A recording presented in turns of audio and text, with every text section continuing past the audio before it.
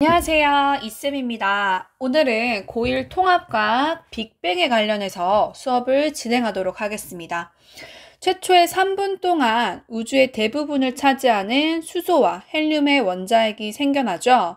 한 점이었던 우주가 팽창을 하면서 수소, 헬륨 원자가 형성된 시기까지를 배워보도록 하겠습니다. 자, 그런데 빅뱅을 설명하기에 앞서서 우리가 중학교 때 배웠던 원자 구조에 대한 지식을 좀 알고 있어야 돼요. 자, 원자가 어떻게 생겼냐면 원자는 원자핵과 전자로 구분이 됩니다. 중심을 차지하는 원자핵 부분과 그 주변에 전자가 있게 되죠.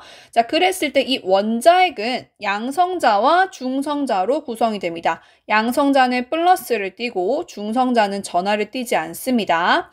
자, 그럼 원자핵이라고 하는 건 플러스와 전하를 띠지 않는 애가 합쳐진 거니까 플러스를 띠게 될 거고 전자는 마이너스를 띠게 되죠. 요까지가 중학교 때 배운 내용이었습니다. 양성자는 또 한 번 더 쪼개봤더니 up, down이라고 하는 커크로 구성되어 있고 중성자는 up, down, down이라고 하는 커크로 구성되어져 있다. 요렇게 보시면 돼요. 자, 그리고 보시면 원자라는 건 정기적 중성이다. 중성. 전하를 띠지 않는다는 거. 왜냐하면 플러스의 전하량과 마이너스 전하량의 총합이 같기 때문입니다. 양성자 수와 전자 수가 같기 때문에 원자는 정기적으로 중성이다. 자, 그럼 오늘 사실은 이 원자가 어떻게 생겼는지를 배우는 거기 때문에 거꾸로 생각하시면 돼요. 작은 입자가 점점점 뭉쳐지면서 무거운 입자가 되는 과정을 배우는 것이다 라고 보시면 되겠습니다. 자, 주기율표는 간단히 설명을 해보면 우리가 원자번호 20번까지는 알고 있으셔야 되고요. 여기 적어놓은 숫자들이 원자번호에 해당합니다. 우리가 주기율표를 만들 때 원자번호를 기준으로 만들었는데 이 원자번호라고 하는 것이 양성자 수를 기준으로 형성되어져 있습니다.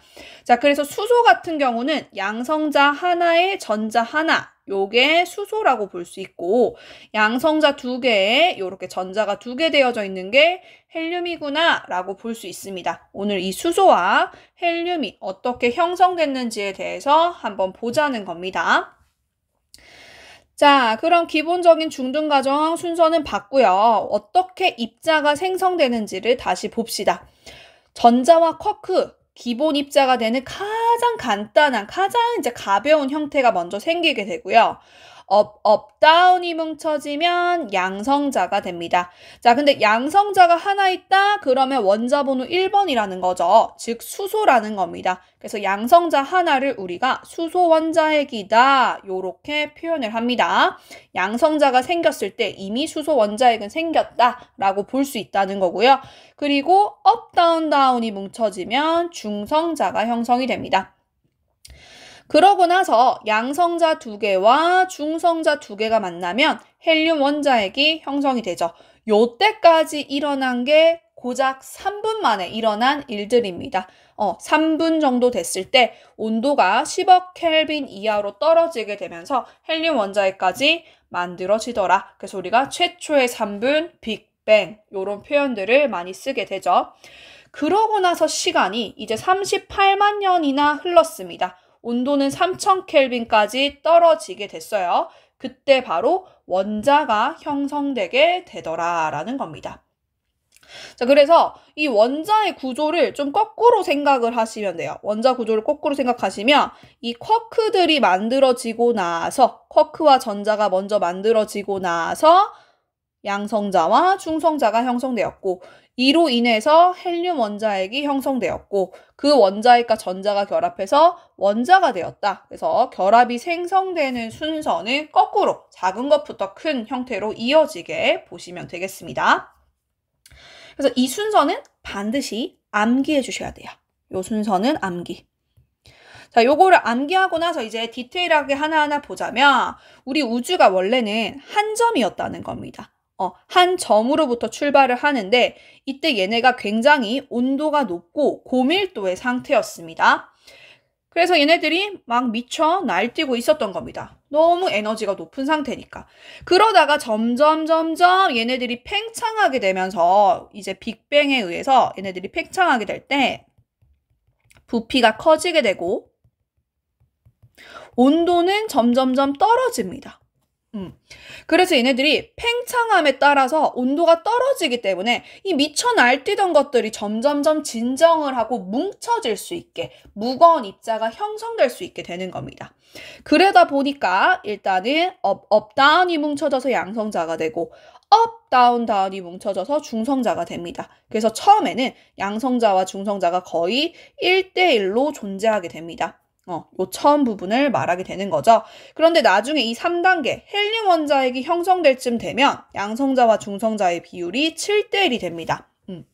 요거는 왜 그러냐면 이 양성자와 중성자를 봤을 때 중성자가 양성자보다 살짝 무거워요. 질량을 봤을 때. 그럼 얘가 팽창함에 따라서 온도가 식고 있잖아요. 점점점 에너지가 낮아지고 있는데 그러면 요 뚱뚱한 중성자가 양성자로 가는 건 오케이. 그냥 좀 살 빼면 돼요. 근데 이 양성자가 중성자가 되려면 에너지를 얻어야 되거든요. 근데 팽창함에 따라서 온도가 떨어지고 있다 보니까 양성자가 중성자가 되기는 좀 어렵더라는 거죠. 그래서 처음에는 초기에는 온도가 높았기 때문에 양성자, 중성자가 서로 왔다 갔다가 자유롭게 일어났었습니다. 그런데 헬륨 원자핵이 생성되기 직전에는 중성자가 양성자 되는 건 괜찮았지만 양성자가 무거운 중성자가 되긴 좀 어려웠다는 거죠. 그래서 개수비가 7대1로 형성되게 되더라는 겁니다. 그래서 봤더니 양성자가 7개의 중성자 하나, 양성자가 7개의 중성자 하나를 이루게 되었다라는 거겠죠. 그래서 얘네들이 그러고 나서 이제 요 양성자 2개랑 중성자 2개가 뭉쳐지면 요게 바로 헬륨이 되는 겁니다. 자, 그래서 지금 보시면 양성자 2개, 중성자 2개로 뭉친 것이 헬륨 하나가 되었고 나머지 수소죠, 그냥. 하나, 둘, 셋, 넷, 다섯, 여섯, 일곱, 여덟, 아홉, 열하나, 12개의 수소가 있더라. 양성자 하나가 곧 수소 원자핵이더라 라고 했습니다. 그래서 수소와 헬륨이 12개랑 하나의 개수비로 형성이 됩니다. 지금 12개가 있고요. 헬륨은 하나가 있게 되는 거죠. 자, 근데 수소 하나의 질량은 양성자 하나니까 수소 하나의 질량은 1이고요. 헬륨 하나의 질량은 양성자 2개, 중성자 2개라서 질량이 4죠. 그래서 12개짜리, 질량 1짜리가 12개가 있는 거고 질량 4짜리가 1개가 있어서 질량비는 3대1이 되더라라는 겁니다. 자, 그런데 요 3대1이 될 거라는 것을 빅뱅을 주장한 조지 가모프라고 하는 사람이 논문을 쓸 때 예상했어요. 수소와 헬륨이 우주에 질량비가 3대1로 존재할 것이다 라고 이 사람이 예측을 했는데 그게 나중에 추후에 별빛의 스펙트럼을 분석했더니 팩트로 그랬다는 겁니다. 그래서 우리는 이거를 현재 믿게 되는 거죠. 그래서 이것이 빅뱅을 믿게 하는 증거가 되는 겁니다. 그러고 나서 이제 시간이 아주 많이 흘렀습니다. 38만 년이 흘러서 온도가 3000 켈빈 정도까지 낮아지게 되니까 이제 플러스를 띠는 원자핵과 마이너스를 띠는 전자가 정전기적 인력에 의해서 결합을 형성하게 되었습니다. 그 전에는 지들끼리 미쳐 날뛰고 있었는데 이제 조금 차분해지면서 온도가 떨어지면서 점점점 결합을 하고 무건해가 형성이 되더라.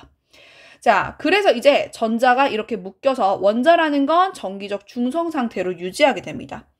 요 원자가 형성되기 이전의 상태를 보시면, 요 이전의 상태를 보시면, 요 이전에는 이런 업커크, 다운커크, 전자 이런 애들 다 전하를 띠기 때문에 빛이 가려다가 직진을 못하고 튕겼습니다. 그래서 이 원자가 형성되기 그 이전의 시기는 불투명한 우주였어요. 빛이 뻗어나갈 수가 없는 불투명한 상태의 우주였는데 이제는 원자랑 이제 원자가 전기적 중성 상태죠. 원자핵과 전자가 묶임으로써 빛이 이렇게 뻗어나갈 수 있게 된 거예요. 이 뻗어나가는 빛을 우리는 우주 배경 복사라고 표현합니다. 우주에서부터 시작된 빛이라는 거죠. 자, 요 빛을 펜지어스랑 윌슨 아저씨가 안테나를 통해서 발견하게 됩니다. 엄청나게 큰, 우리 일반 교실 사이즈보다도 훨씬 큰 안테나를 세팅을 했는데 계속 어딘가에서 잡음이 잡히는 거예요. 그래서 이 낙엽 때문인가? 이 비둘기 때문인가? 하면서 그 주변을 계속 청소를 했습니다.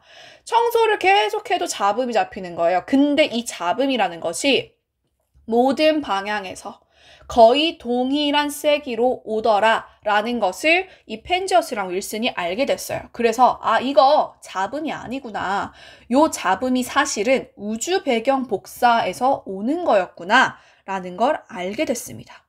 자, 그럼 이 우주 배경 복사라는 건 언제 생겼냐? 38만 년 3000 켈빈 원자 생겼을 당시에 생겼습니다. 그런데 지금 현재 관측은 어떻게 되고 있냐? 3켈빈의 마이크로파의 형태로 관측이 됩니다. 지금 3000 켈빈 온도 높았을 때는 파장이 이렇게 짧았을 거예요. 근데 현재는 지금 3켈빈까지 되면서 에너지가 이렇게 조금 다운된 형태, 온도가 낮아진 형태여서 길어진 파장의 형태로 관측이 되더라라는 겁니다.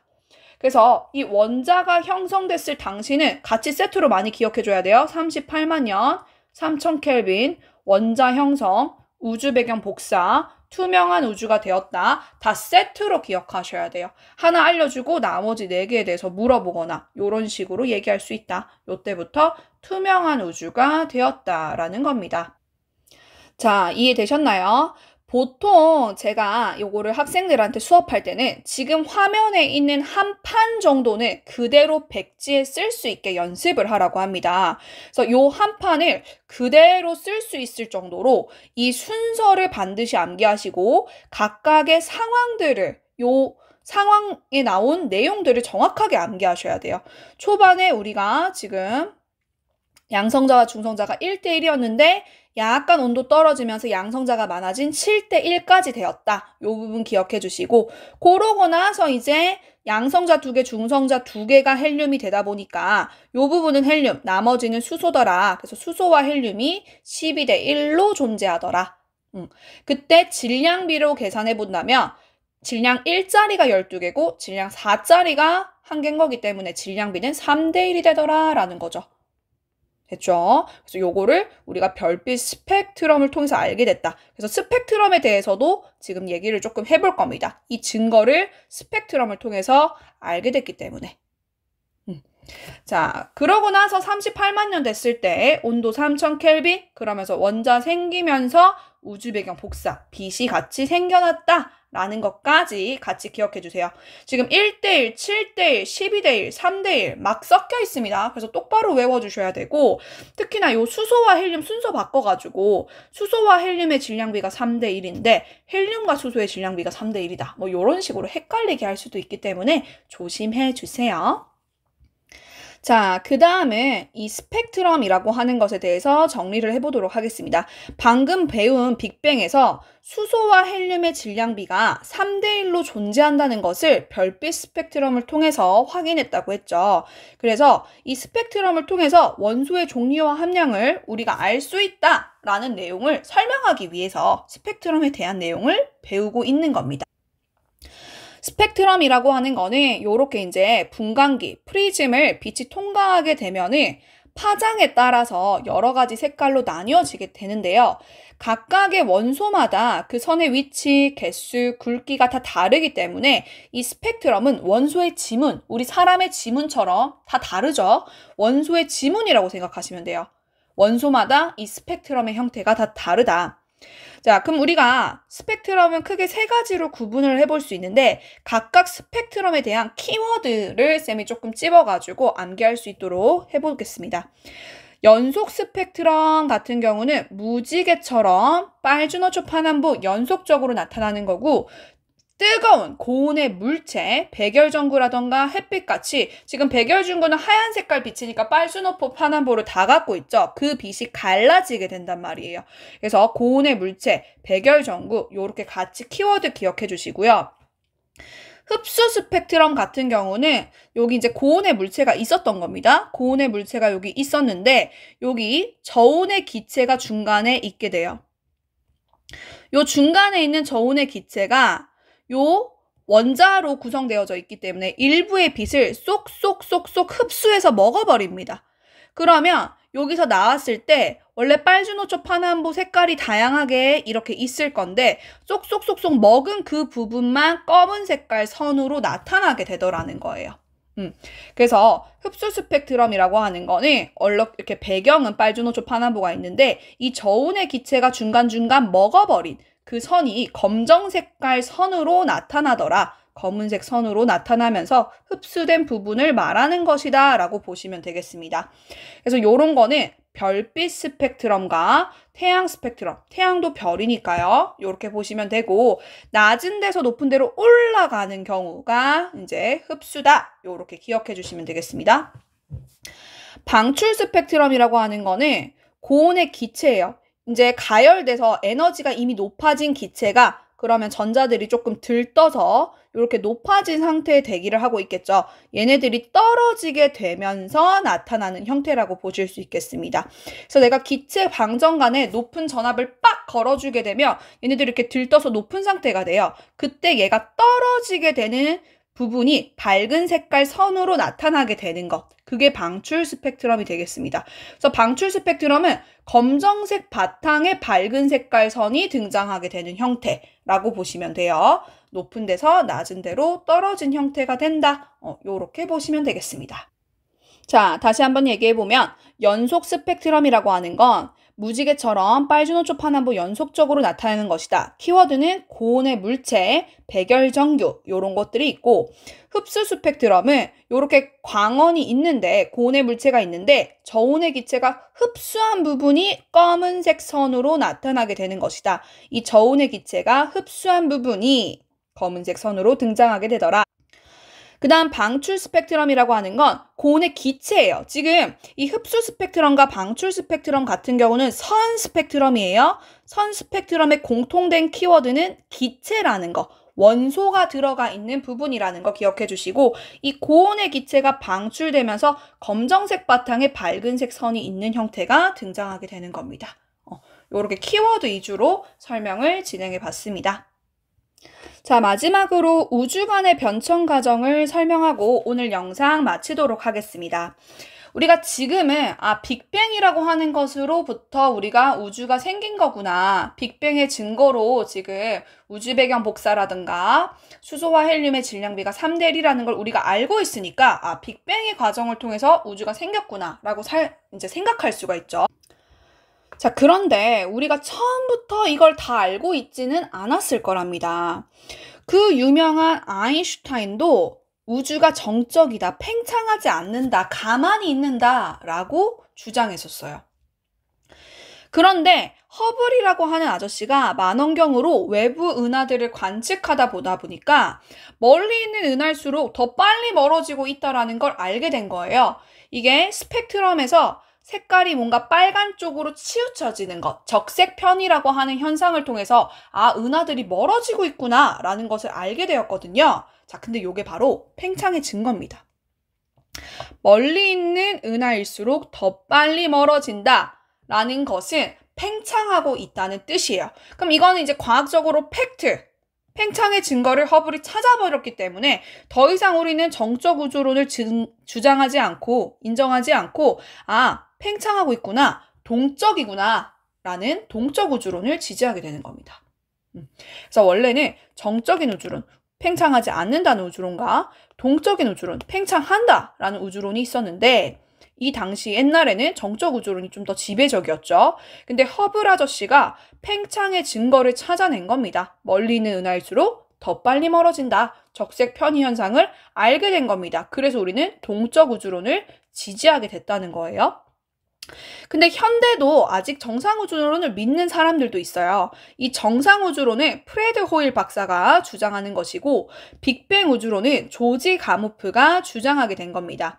정상우주론은 약간 정적 우주론과 비슷한 개념이 있어요. 우리 우주라고 하는 것은 지금 팽창하는 건 허블이 빼박이야. 이거는 과학적으로 증명된 거야. 그러니까 팽창하는 건 알겠는데 현재 상태를 유지하면서 팽창해.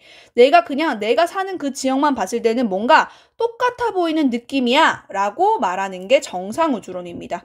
그래서 팽창하는 건 오케이, 인정. 근데 질량도 같이 늘어나면서 밀도와 온도는 이거 잘못 적혀져 있어요. 밀도와 온도는 일정하게 유지가 되는 상태다. 현 상태를 유지하면서 되는 거구나 라고 말하는 것을 정상우주론이라고 합니다. 빅뱅 우주론은 뭐냐면 부피가 팽창하는데 이 질량은 그대로인 거지. 만약에 은하가 2개가 있었으면 은하 계속 2개인 채로 팽창만 하고 있는 상태를 말하는 거야. 그렇다 보니까 밀도와 온도는 점점점 낮아지고 있단다 라는 걸 주장한 게 빅뱅 우주론이 됩니다. 자, 요 2가지 비교하는 거 시험에 출제가 됩니다. 요렇게 정상우주론과 빅뱅 우주론이 대립하고 있던 상황에서도 이제 빅뱅의 증거들이 나온 거죠. 아까 얘기했던 별빛 스펙트럼과 우주 배경 복사 요런 것들이 나오면서 이제는 우리가 빅뱅을 지지하더라 라는 겁니다. 자, 여기까지 제가 준비한 내용이었고요. 자, 다시 한번 보자면 우리가 입자 생성 순서가 어떻게 되는 것이고 각각의 상황에서 몇 대 몇인 건지 세부적인 내용 요 한 판은 그대로 암기를 해주셔야 되고 스펙트럼에서도 각각의 키워드를 기억하면서 얘가 연속인지 흡수인지 방출인지 기억을 해주셔야 되겠습니다. 우리가 허블이라는 사람이 팽창의 증거를 발견했다는 거, 그리고 정상우주론과 빅뱅 우주론을 비교하면서 얘네들의 부피, 질량, 밀도, 온도 판단하는 거, 요거 하나 외우면 한 문제 맞춘다 라고 보시면 되겠습니다. 대부분 1학기 중간고사 범위일 텐데 다들 화이팅 하시고 조금이라도 도움이 정말로 되었기를 바라겠습니다. 시청해주셔서 감사합니다.